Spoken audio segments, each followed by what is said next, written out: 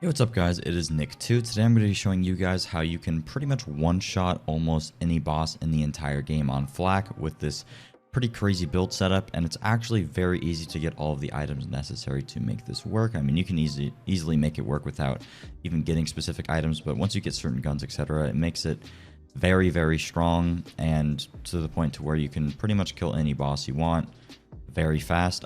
This build is far from perfect, and I'm still doing a lot of testing, and there's a lot of moving pieces, and I'm still trying to figure everything out. So if you have any recommendations for, really good shields, nades, relics, anything that pairs well with this build, please leave it in the comments below. The reason that I don't know everything as of right now is because, one, I just want to get this video out to you guys as fast as possible, and two, you can see that it already melts bosses pretty quickly, so imagine it if it's even better than it is right now. But I figured it was worth making the video anyways, because I just wanted to get it out to you guys. For those of you that are just now hitting level 50, wanting to farm for a whole bunch of different types of weapons, maybe for different characters and stuff like that, you can use this build pretty much immediately after hitting level 50, which is why I wanted to just get the video out quickly. Now, real quick before I get into it, I just want to mention that if this video does help you out, please make sure to drop a like, as that helps me out a ton. Comment below any other videos you'd like to see from me in the future.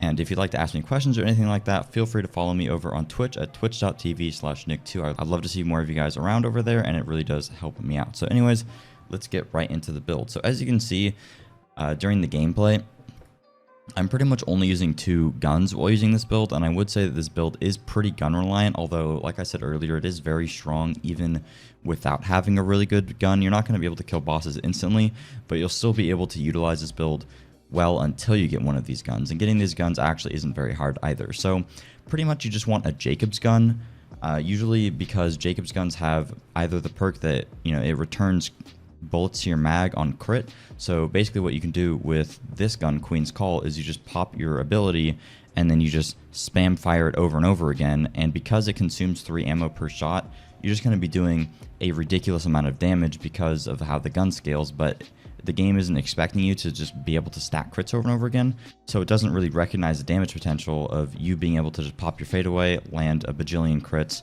never having to reload, and spamming this at max fire rate.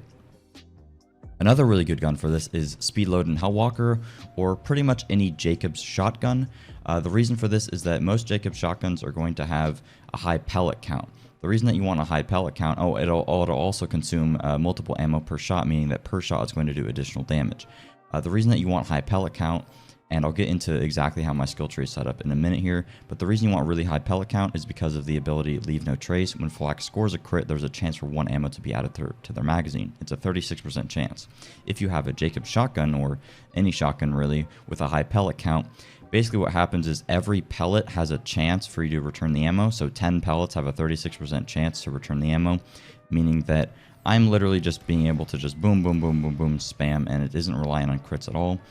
So yeah, that ends up being very strong. You can use, like I said, pretty much any shotgun with a high pellet count to make this good. The reason that I think the Hellwalker is probably the best is because it's going to shoot both of the shots at the same time, meaning that every shot is going to do a lot of damage. The gun is balanced around you having to reload a lot of the time, meaning that every shot is going to do more damage than another shotgun would that has like a 10 magazine size. But I believe I had another shotgun that I just got.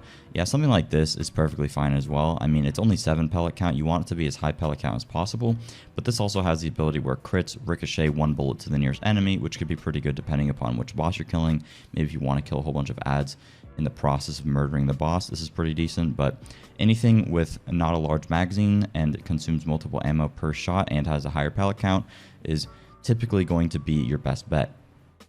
Before you get a weapon like this, you can use something like this. Anything with the call tag is pretty good, because it's going to have the ability that's going to return bullets to your magazine with crits, meaning that you're pretty much never reloading, which is a massive damage boost. But until you get a Speedload and Hellwalker, or a good Jacob's shotgun, or any good shotgun that's going to revolve around well with this build, or a Queen's Call, you can use pretty much whatever you have. You're still going to be able to do very well with this. If anybody has any other guns that work well with this build, please feel free to leave them down in the comments below, for those of you that don't quite have a Queen's Call or a good shotgun yet. I haven't tested a whole bunch of other weapons yet, so I'm not 100% sure on what, the best other types of weapons are that are going to pair super well with this build, so my apologies, but using Queen's Call or a Jacob Shotgun or Speed Load and Hellwalker is definitely going to end up being your best bet. In terms of how to get these weapons, I got my Hellwalker from killing Chupacabrich, but you can pretty much get it from any boss. I just had one drop from Grave Robber or Grave Warden or whatever the hell his name is. Just had one drop from there. And then the way that I got Queen's Call was after killing Tyrene. You can kill Tyrene literally on Mayhem 1 difficulty or like not even on Mayhem difficulty, and it drops pretty frequently. So if you're having trouble killing it on Mayhem 3, you can definitely just do it on the normal difficulty, farm it out, and then get a Queen's Call. Moving on from the weapons, the reason I just mentioned this early because the build is highly reliant on weapons. Moving on to the build itself, I'm going to assume you know a lot about flak because you could pretty much only be doing this build once you're level 50. So I'm going to assume you know a decent amount about flak, so I'm not really going to hold your hand and explain every single talent to you. I'll just explain my choices, but like I said, I'm not 100% sure that this is even the best possible setup, and if you have any recommendations, feel free to leave them in the comments. So I just went for Furious Attack because I'm going to be trying to get as much stacking damage as possible. This is really good. You pretty much get the stack up very quickly. Overclocked for obvious reasons. Extra fire rate. Not huge there, but pretty nice. Then I went Turn Tail and Run. Additional damage while standing still. Pretty much free damage in most boss fights. Hidden Machine. Ordinarily, I don't really like this all that much, but on bosses it's pretty good because when you are in Cloak, you're just going to be doing free extra damage pretty much. Fast and Furious. Extra gun damage, which is up a pretty decent chunk of the time.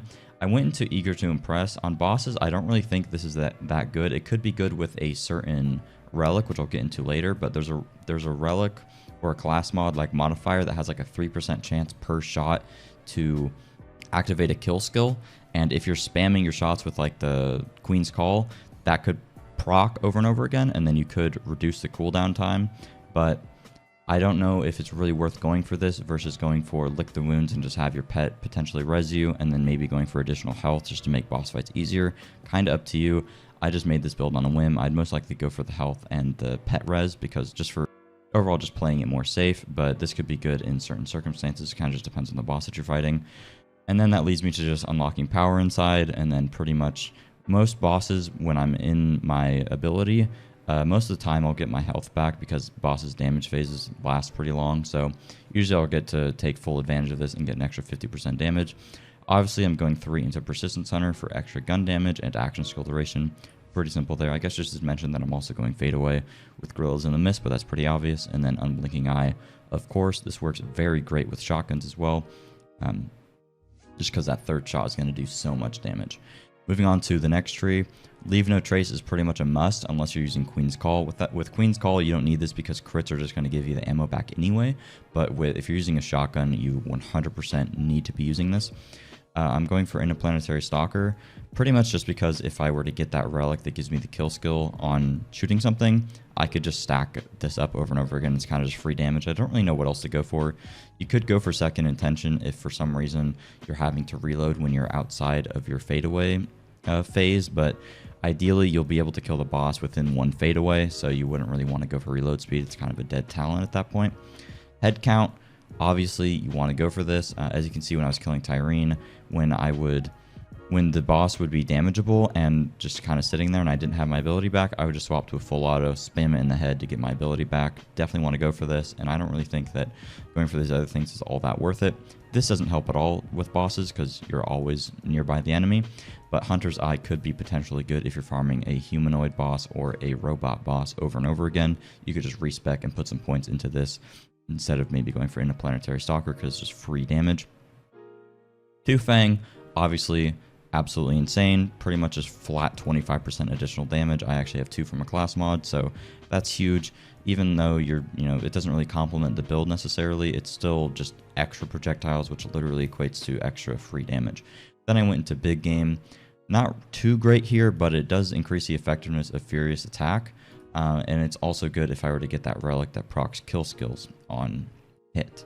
I'm not 100% sure if it would be worth not speccing into power inside and instead going down here. This is what I normally do when I'm just playing ordinarily, but Correct me if I'm wrong, my inclination is that action skill damage doesn't actually affect your damage while you're in fadeaway. It actually just affects only damage in this hunter skill tree, such as rack attack.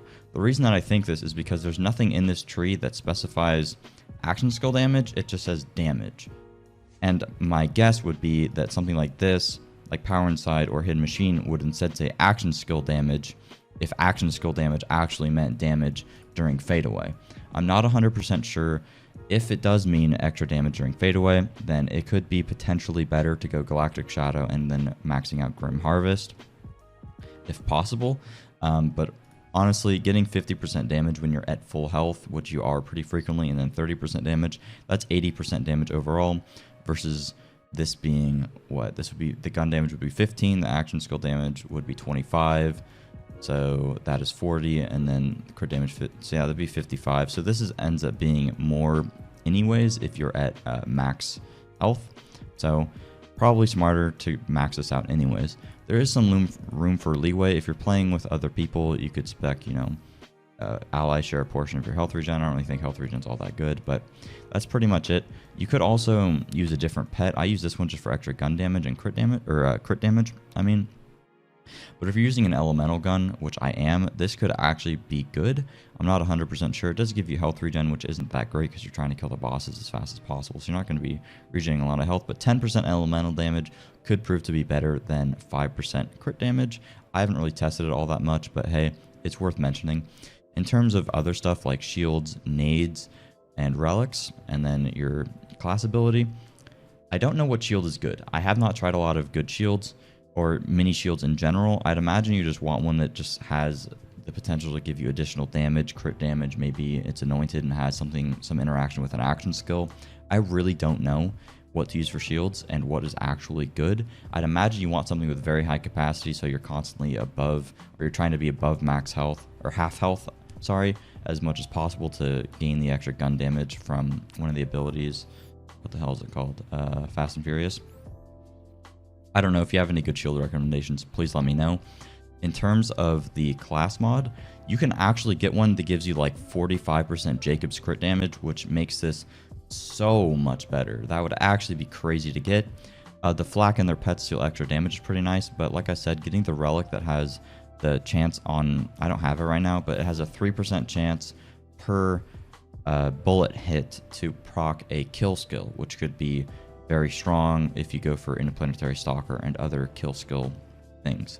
Other than that, you could go for action skill cooldown rate, pretty nice, just so that you have as little downtime as possible on fadeaway.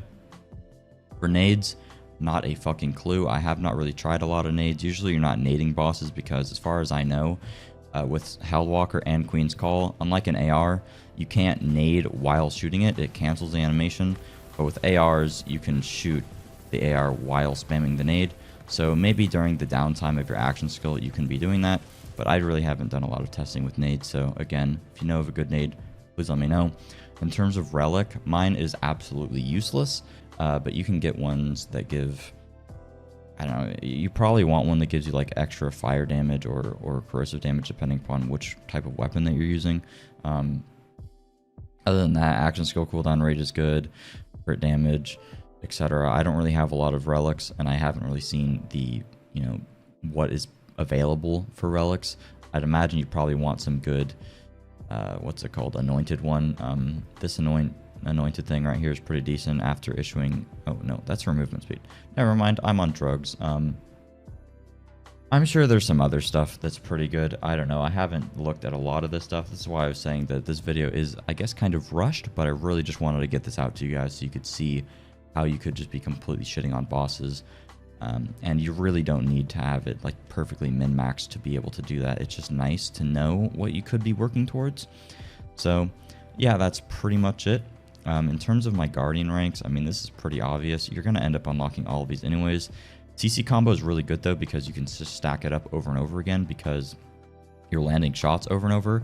Usually this is balanced around you not being able to just stack it because it's only going to last 1 second, and usually there's downtime.